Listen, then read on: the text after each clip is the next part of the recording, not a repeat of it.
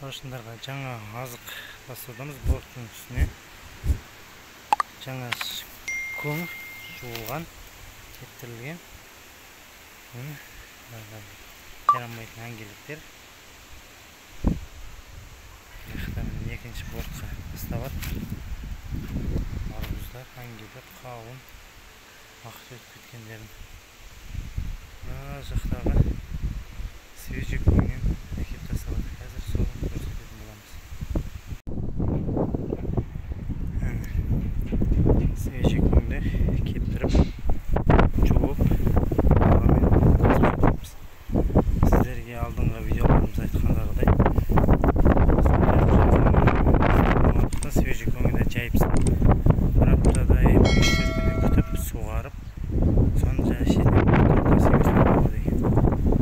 Жердегі ескеретін ең жайт, сол астында қалып кеткен свежий көңдерді бөлек шығарып, монта кептіріп алу керек. Кейін ертеңгі күні шылаушында жеп атқан кезде тезірек жеп, удобрениеге айландыру үшін сол свежий көңдерді кептіруіміз керек. В основном бұл жердегі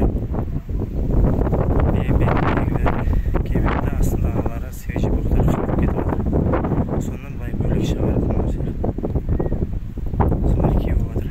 Соларды кейін тасып біткеннен кейін келесі борттарымызға жинай берсек болады. Тағы бір айтатын нәрсе, мынау кәдімгі борт өзіміз жасаған. Осыны біз аударып жатырық. Айтқан видеомызда айтқандағыдай тағы олар жаз мезгілі болғаннан кейін қызып кетеді.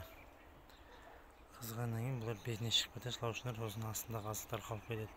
Сол үшін күнделікті борттарыңыз 20-дан жоғары 25-30-ға баратын болса, аударып тұрған дұрыс. Өйткені астында қорек қалып кетпеу үшін соны жеп отыру керек.